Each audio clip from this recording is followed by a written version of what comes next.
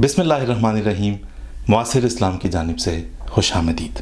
ہم نے اپنی تعارفی ویڈیو میں آپ سے گزارش کی تھی کہ ہم ان ویڈیوز کے سلسلے میں اسلام کے اندر جو قصے اور کہانیاں شامل کر دی گئیں جن کی وجہ سے اسلام کی تعلیمات ہماری نوجوان نسل کو یا عام طور پہ جدید ذہن کو قابل قبول نہیں رہیں، ان کو اسلام کی اصل تعلیمات سے الگ کر کے اسلام کی اصل تعلیم کو دیکھنے کی کوشش کریں گے.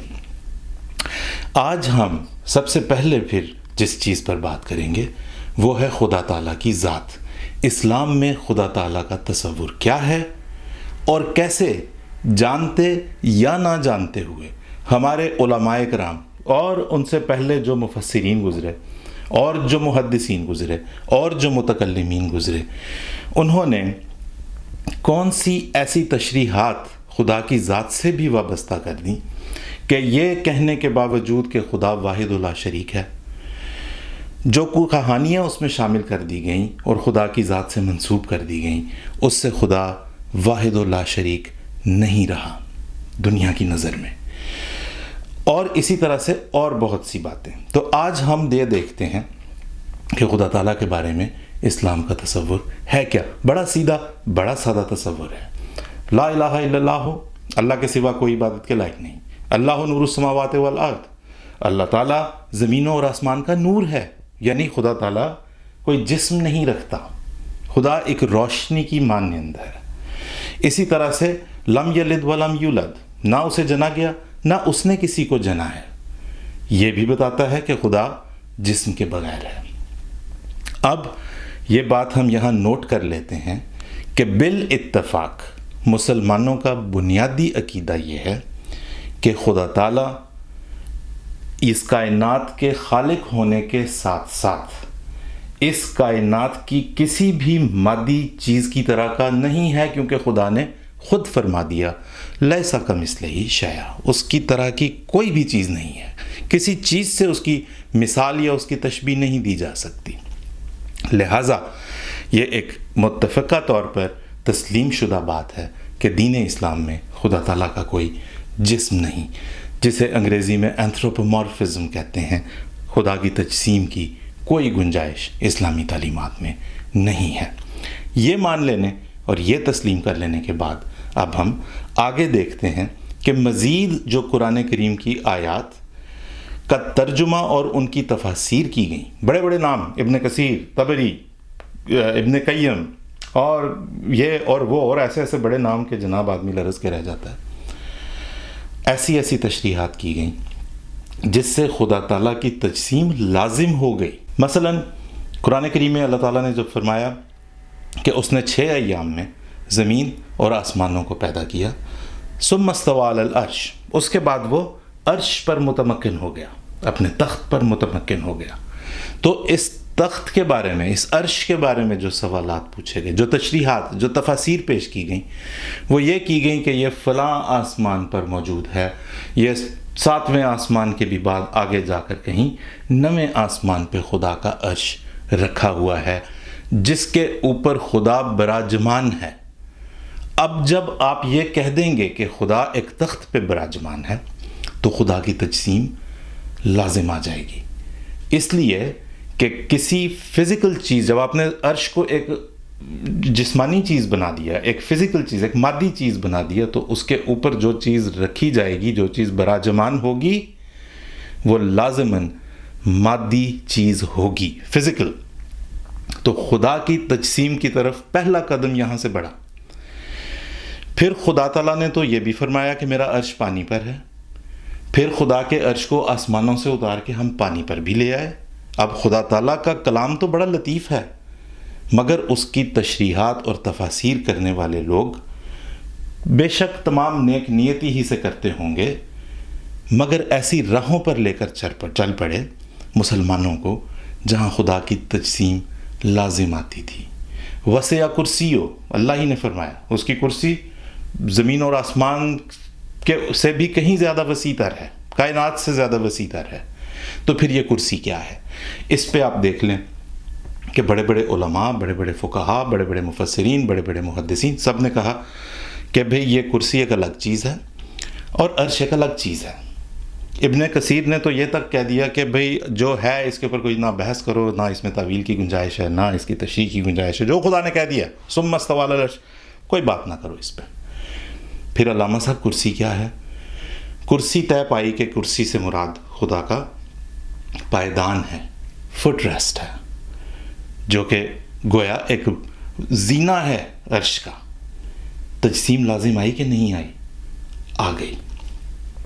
تو اس طرح سے یہ سفر جب آگے چلا اور یہ تشریحات جب ان مفسرین نے پیش کی تو اس میں خدا تعالیٰ کے عرش کو فزیکل چیز قرار دے دیا، مادی چیز بنا دیا، اسے فرشتے اٹھائے ہوئے ہیں، اللہ تعالیٰ ہی نے فرمایا ہے، مگر اس کی تشریحات جو کی گئیں، کیونکہ جو سوالات پوچھے گئے وہ اس نوعیت کے تھے کہ اگر عرش ہے تو وہ کس چیز کے اوپر رکھا ہوا ہے۔ اس میں ہم اس قرآنی آیت کو لے آئے ہمارے مفسرین کرام کہ خدا تعالیٰ نے خود فرمایا کہ اسے فرشتے اٹھائے ہوئے ہیں۔ اگلا سوال آیا کہ فرشتے اٹھائے ہوئے ہیں تو فرشتے خود کس چیز کے اوپر کھڑے ہیں، اور پھر اس طرح کی اور آگے بے شمار ایسی فلسفیانہ باتیں جو سوالات بھی خرافات پر مبنی تھے، ان کے جوابات بھی خرافات پر مبنی رہے، اور ہمارے مفسرین بغیر یہ سوچے کہ یہ بات عقل تسلیم کرے گی یا نہیں، ان جوابات کو بڑے ہی زور و شور کے ساتھ دنیا کے سامنے پیش کرتے رہے۔ آج اب کسی کو پوچھیں انٹرنیٹ پہ، یہ آپ کے ساتھ بات چیت کرنے سے پہلے میں جتنا تھوڑا بہت دیکھ پایا اور انٹرنیٹ پہ بھی دیکھا، دوسری کتب میں بھی دیکھا، تو اس وقت اس چیز پہ تو گویا اتفاق نظر آتا ہے کہ نہیں بھائی یہ سب چیزیں غیر مادی ہیں، اس دنیا سے ان کا کوئی تعلق نہیں ہے، خدا تعالیٰ کی ذات ایک جسم پر مبنی نہیں ہے، مادی نہیں ہے، بلکہ خدا تعالیٰ ایک مابعد الطبیعاتی وجود ہے، اور اسی طرح سے اس کا عرش بھی، اور اسی طرح سے باقی سب باتیں بھی جو اس سے منسوب کی جاتی ہیں ہم انہیں سمجھ نہیں سکتے۔ بعض علماء نے یہ کہہ کر گویا ہمیں چپ کرا دیا، اور بعض نے یہ کہہ کے تسلی کرا دی کہ بھئی بس چھوڑو، اور اس میں بڑے بڑے نام آتے ہیں، علامہ طبری کا نام آتا ہے، ابن کثیر کا نام آتا ہے، اور بے شمار مفسرین جو ابتدائی اسلام سے لے کر جو ہے وہ ابتدائی اسلام میں تو مقاتل بن سلیمان خدا کی تجسیم کے باقاعدہ قائل تھے۔ یہ اولین مفسرین میں سے ایک نام آپ کو میں بتا رہا ہوں جو کہتے تھے کہ ید اللہ سے مراد اللہ کا ہاتھ ہے، اور وجہ اللہ سے مراد خدا کا چہرہ ہی ہے۔ تو یہ وہاں سے جو بنیادیں ایسی اٹھائی گئیں تو ان کے اوپر جو دیوار اٹھی تفسیر کی، وہ ظاہر ہے کہ جب بنیاد ٹیڑھی تھی تو اسے ٹیڑھا ہی اٹھنا تھا۔ آپ مجھ سے اتفاق بھی کر سکتے ہیں، اختلاف بھی کر سکتے ہیں، آپ مجھے بتائیں کہ آپ کا اس بارے میں کیا خیال ہے۔ آگے چلتے ہیں۔ اب یہ کہہ دینے کے بعد کہ بھئی یہ سب چیزیں غیر مرئی ہیں، اب جب سوال یہ پوچھا جاتا ہے کہ اچھا جی تو پھر جو ہمیں یہ بتایا جاتا ہے کہ عیسیٰ علیہ السلام آسمان پر خدا کے ساتھ موجود ہیں، بر رفع اللہ الیہ، اس آیت کی تشریح ہے، ہم نے اسے اپنی طرف اٹھا لیا۔ مفسرین نے اوائل سے لے کر آج تک اس کی تفسیر یہ بیان کی ہے کہ خدا تعالیٰ نے عیسیٰ علیہ السلام کو اپنی طرف بلا لیا۔ یہ کون سی سمت تھی، کس ڈائریکشن میں، کس ڈائمینشن میں بلا لیا؟ کیونکہ آپ جون سی تفسیر اٹھا کے دیکھیں گے، آغاز سے لے کے آج تک اس چیز کے اوپر اصرار ہے کہ خدا نے صرف روحانی طور پہ نہیں، عیسیٰ علیہ السلام کو ان کے جسم سمیت اٹھا لیا ہوا ہے، اپنی طرف بلا لیا ہوا ہے۔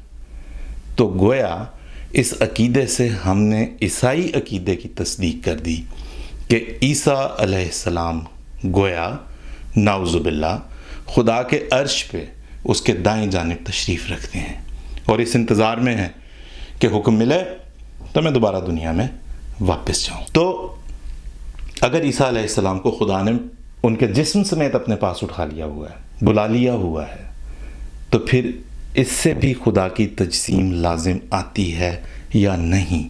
مجھے یقین ہے کہ آپ اتفاق کریں گے کہ ایسی تشریحات سے خدا کی تجسیم نعوذ باللہ لازم آتی ہے، کیونکہ عیسیٰ علیہ السلام اگر اللہ کے پاس ہیں تو اللہ کہیں تو کسی ایک جگہ پر ہوگا، کیونکہ عیسیٰ علیہ السلام ایک جسم کے ساتھ گئے ہیں، تو جس نے اپنی طرف بلا لیا ہے وہ بھی کہیں تو ہوگا. ہم اس کو محدود کر رہے ہیں کسی ایک جگہ پہ، کسی کرسی پہ، کسی عرش پہ، کسی تخت پہ کہ وہ وہاں موجود ہے، اور عیسیٰ علیہ السلام گویا ان کے پاس ہیں.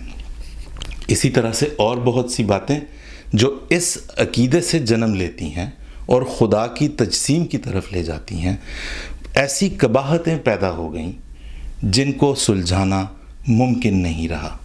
آج ہمارے علماء ہمیں خاموش تو کرا دیتے ہیں کہ بھائی طبری نے یہ لکھ دیا، بھائی ابن کثیر نے یہ لکھ دیا، بھائی فلاں نے یہ لکھ دیا، فلاں رحمۃ اللہ علیہ نے یہ لکھ دیا. لیکن کوئی جواب، کوئی معقول بنتا بھی تو ہو. یہ سبھی لوگ بڑے علمی روحانی مقام کے لوگ تھے، ہمیں ان کی نیت پر قطعی طور پہ کوئی شک نہیں ہے. مگر ایک بات ہے کہ وہ جو لکھتے تھے، جو کہتے تھے، وہ وحی الہی سے نہیں کہتے تھے.